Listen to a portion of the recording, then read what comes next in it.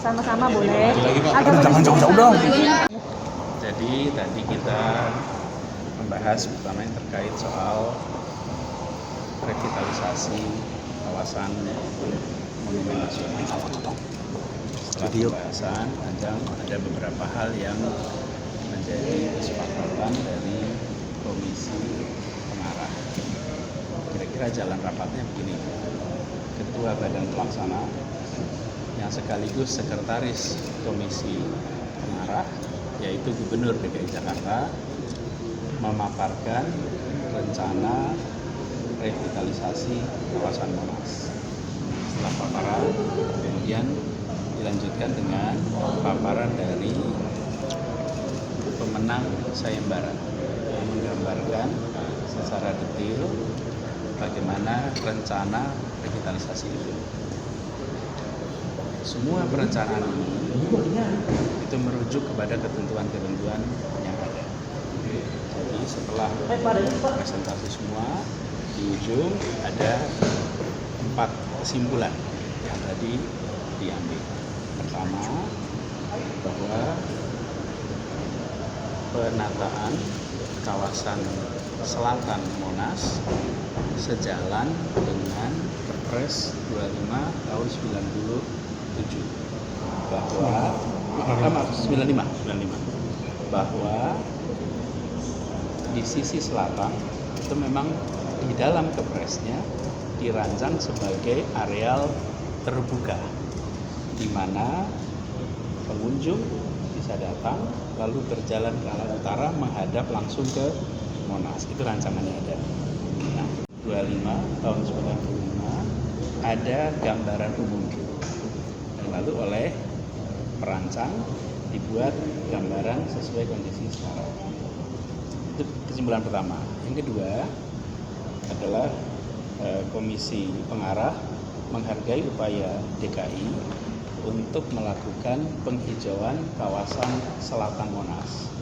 Karena kawasan selatan Monas itu sekarang digunakan buat tempat parkir dan digunakan taman parkir UPI dan Lenggang Jakarta. Yang itu semua nanti akan menjadi kawasan hijau. Yang selama ini terbuka itu justru menjadi hijau. Itu yang kedua.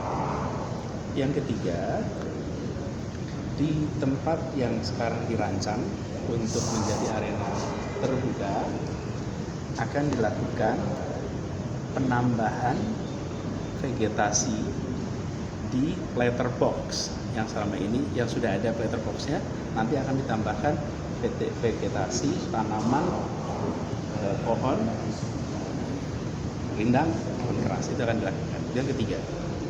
Lalu yang keempat,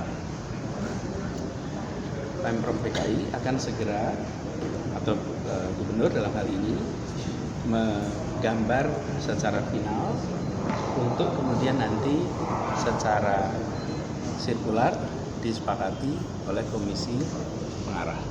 Jadi kesimpulannya seperti itu. Itu aja. Pak Anies, jadi ini akan dilanjutkan atau seperti apa? Yang tadi dibahas konsentrasinya pada kawasan selatan.